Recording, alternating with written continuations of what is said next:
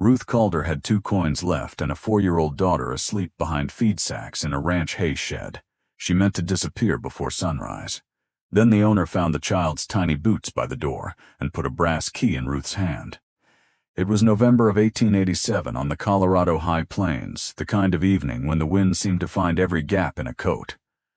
Ruth had spent most of that day walking from one end of Willow Creek to the other with her daughter May, holding 2 fingers of her left hand. At the depot, the station master told her there was no work. At the hotel, the owner said he already had a laundress. At a boarding house, a woman looked at May and lowered her voice before saying, "I can't take on 2 mouths." Ruth had heard kinder versions of the same answer for weeks. Her husband Thomas had died the previous spring after a sudden fever. He had repaired wagons and harness in a small shop outside Pueblo. Ruth had kept his accounts, cut leather patches, stitched torn straps, and learned how to make a little money last longer than it wanted to. After he died, the shop was sold to settle what they owed. The room they rented went next. Ruth tried cleaning rooms, taking in mending, cooking for travelers, anything that would let her keep May beside her. But the work never lasted long enough to build a way out. By the time they reached Willow Creek, asking for help had begun to feel worse than hunger. So when darkness came, Ruth stopped asking. She spent 1 coin on a cup of milk for May. She saved the other because having no money at all frightened her more than being hungry for one more night. Then she followed the road beyond town until the buildings thinned into fences, corrals, and open land. A half-mile past the last house, she found an unlocked hay shed near a cattle ranch. It was dry. That was enough. Ruth carried May inside, laid her coat over a folded feed sack, and tucked the child against a wall where the wind could not reach her directly. May looked up with sleepy eyes. "Are we staying here?" Ruth forced a smile. "Only until morning." May nodded as if that were an ordinary answer, then curled onto her side and fell asleep. Ruth sat beside her in the dark. Her suitcase handle had nearly torn loose during the walk, so she took out a needle, a short length of waxed thread, and the last narrow leather strip she had saved from Thomas's shop. Working by the weak light of a match, she stitched the handle back into place. It gave her hand something to do besides shake. She did not hear Elias Boone approach. He was 41, owner of the ranch, and had been out late checking a section of fence before the sleet thickened. He came into the yard leading his horse because the ground near the sheds had turned slick. The first thing he noticed was not Ruth. It was a pair of tiny boots sitting neatly beside the hay door. He stopped. No ranch hand-owned boots that small. Elias opened the door a few inches.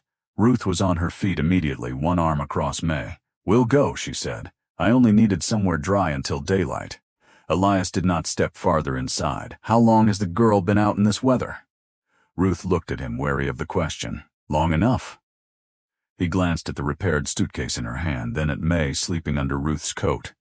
"There's an old schoolroom beside my kitchen," he said. "It has a stove." Ruth shook her head before he finished. "I can't pay you. I didn't ask you to. I can work. We can talk about work tomorrow. Tonight your girl needs heat." He closed the hay door again and waited outside while Ruth woke May and pulled on her boots. No grabbing the suitcase. No impatient questions. No demand to know how a respectable woman had ended up sleeping in a shed. Just space. That more than the offer itself made Ruth follow him. The schoolroom was a small plank-walled room attached to the back of the ranch house. Years earlier, a teacher had used it for the children of nearby families. Now it held a narrow bed, a washstand, a black iron stove, and 2 shelves crowded with old readers. Elias lit the stove, set a kettle on top, and brought in bread, beans, and a small jar of preserves from the kitchen. May woke fully at the smell of food. She ate slowly at first, as if afraid someone might take the plate away. Ruth could barely swallow. Before Elias left, he placed a brass key on the table. "This opens the outside door," he said. Ruth stared at it. "You don't have to lock us in." For the first time, Elias almost smiled. "It locks other people out." He pushed the key toward her. "Take the key. That room is yours." Ruth closed her fingers around it so tightly the edges pressed into her palm. She slept badly anyway, not because the room was cold. The stove stayed warm until morning. She slept badly because safety had become unfamiliar. Before sunrise, habit pulled her out of bed. She folded the blankets, swept the floor, washed the dishes, and carried the empty bean pot back to the kitchen. Then she found a cracked harness strap hanging near the mudroom door. The leather had split close to the buckle. It was not a repair that needed artistry, only patience. Ruth warmed the strap near the stove, trimmed a patch from an old scrap beside the tack bench, and stitched it with the tight crossed pattern Thomas had taught her. When Elias came in from feeding horses, she was testing the seam with both hands. He picked up the strap and pulled hard. It held. "Who taught you that?" he asked. "My husband." Ruth expected sympathy. Elias gave her something she needed more. A practical question. "Can you keep accounts too?" She nodded. His supply books were months behind. The ranch cook had gone to care for a sick sister. Winter tack needed mending. The bunkhouse laundry was being handled whenever someone remembered it. Elias did not offer charity disguised as a chore. He named a weekly wage, meals, and use of the schoolroom while she worked.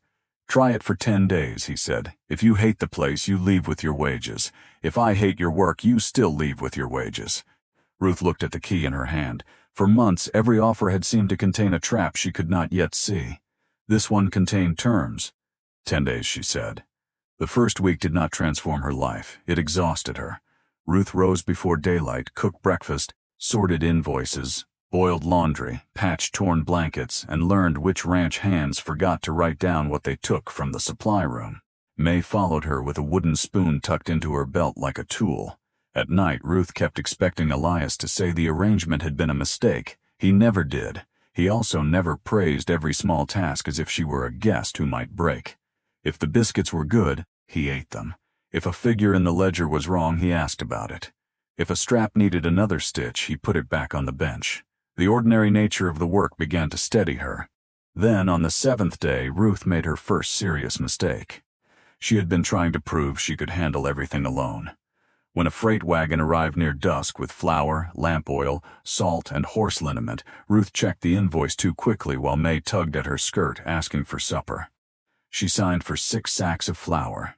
The wagon carried 5. Ruth discovered it an hour later. Her stomach dropped. One missing sack would not ruin Boone Ranch, but to Ruth it felt enormous.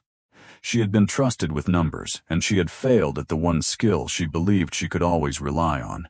She found Elias in the barn and held out the invoice. "I signed this wrong." He read it. "Can it be fixed?" "The driver is already gone." "That wasn't my question." Ruth looked at him. The freight company returned through Willow Creek twice a week. She could mark the shortage, send a note with the morning rider, and deduct payment until the missing sack arrived. "Yes," she said, "it can be fixed." "Then fix it." That was all. No speech about disappointment. No reminder that he had taken her in. No threat about the room. Ruth walked back to the kitchen with the invoice and understood something she had forgotten during months of losing things. A mistake did not always mean the end of a home. The 10-day trial ended during the first hard norther of the season. The temperature dropped before noon. By late afternoon, wind drove dry snow across the ranch yard so hard that the barn disappeared behind white sheets. 2 ranch hands were still out with a wagon hauling hay to cattle in the lower pasture. The schoolroom shook in the gusts. May sat on the bed with both hands over her ears. Ruth could have stayed there. No one would have blamed her. Instead, she carried May into the main kitchen, wrapped her in blankets to the stove, and went to the supply room. The men outside would come back wet, cold, and hungry if they came back at all. Ruth filled kettles, put stew on the fire, laid dry shirts near the stove, and counted blankets. Then she noticed the rear door slamming against a broken latch. Snow was blowing into the passage where the lamp oil and flour were stored. She fought the door closed, but the latch would not catch. For a few seconds she stood with her shoulder against the wood, the wind hammering from the other side. Then she saw a coil of harness leather on the bench. Ruth cut a broad strip, doubled it through the iron staple, and used a wagon stitch to make a temporary strap across the door. It was ugly, it held. An hour later, Elias and the 2 missing hands came through the front entrance covered in snow. One of the men had a bleeding knuckle. The other was shaking so badly he could not unbutton his coat. The kitchen was hot. Dry clothes waited near the stove. Food was ready. The supply passage was sealed. May ran to Elias and shouted, "Mama fixed the whole house." Ruth almost laughed. "I fixed one door." Elias looked at the strip of leather pulled tight across the rear latch, then at the kettles, blankets, and men warming by the stove. "Sometimes one door is the whole problem," he said. The storm lasted through the night. By morning, drifts covered the lower fences and travel into town was impossible. For 3 days, the ranch functioned as a small island. Ruth managed the food, the laundry, the medicine shelf, and the supply ledger while Elias and the hands kept cattle watered and broke paths between the barn and corrals. There was no single grand moment when everyone decided she belonged there. Belonging arrived through repetition, a clean bandage where someone expected an empty shelf, a repaired strap hanging ready before dawn, a corrected invoice, a child laughing at the kitchen table, a lamp still burning when the men came in from the cold. When the road finally opened, Ruth packed her suitcase. The 10 days were over. She folded May's dress, tucked away the needle and waxed thread, and placed the brass key on the schoolroom table. May watched her. "Where are we going?" Ruth paused. She had no answer. A knock sounded on the open door. Elias stood there holding the ranch ledger. "Why is the key on the table? The trial is finished." "It is." Ruth waited. He opened the ledger to a clean page. At the top, he had written her name beside a weekly wage and a permanent line for room and meals. "The ranch needs someone to run the house accounts and supplies," he said. "You already do the work. I'd like you to keep doing it." Ruth looked down at the page. "And the room?" Elias glanced at the key. "I told you the first night, that room is yours." Her eyes filled before she could stop them. She turned away, embarrassed. Elias pretended not to notice. "There is one condition," he said.